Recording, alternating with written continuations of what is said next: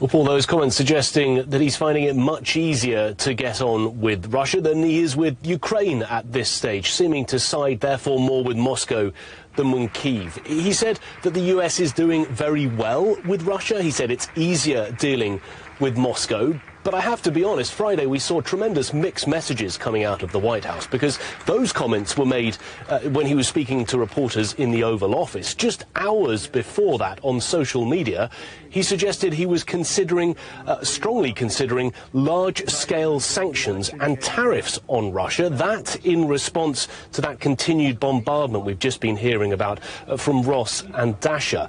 But then, in the Oval Office, he suggested that Russia's actions were perfectly acceptable. He seemed to defend them. He said anyone in that position would be doing that right now, striking Ukraine with that continued bombardment.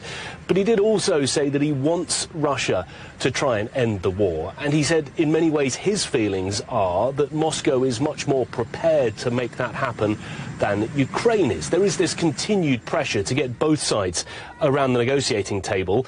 And he said when that happens, he feels that President Vladimir Putin would be generous in peace talks. It's unclear exactly what he meant, but the suggestion being that President Putin would be much easier to work with, much more amenable than what he's seeing from the Ukrainians. And Nick, can you bring us up to date with this other development we've had about Ukraine losing access to some commercial satellite imagery that it needs to operate on the front line, for example? Yeah, this is a big change for Ukraine. It's going to make things much more difficult for the troops on the ground. We're told that this is just a temporary suspension. This is an agency that works within the Pentagon. It's the National Geospatial Intelligence Agency. They made the announcement that they are stopping Ukraine's access to this satellite imagery.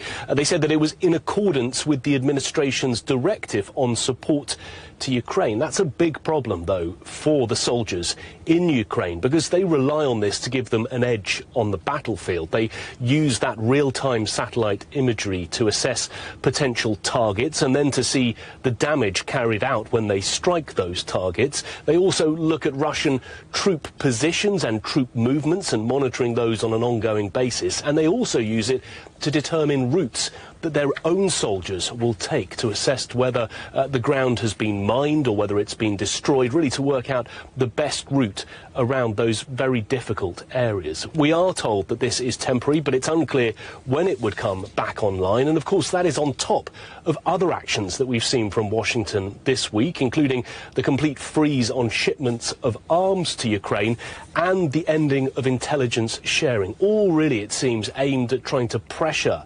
Ukraine to try and get to the negotiating table. But all of those actions, all three during the course of this week, makes it much, much harder for them to continue the conflict with Russia.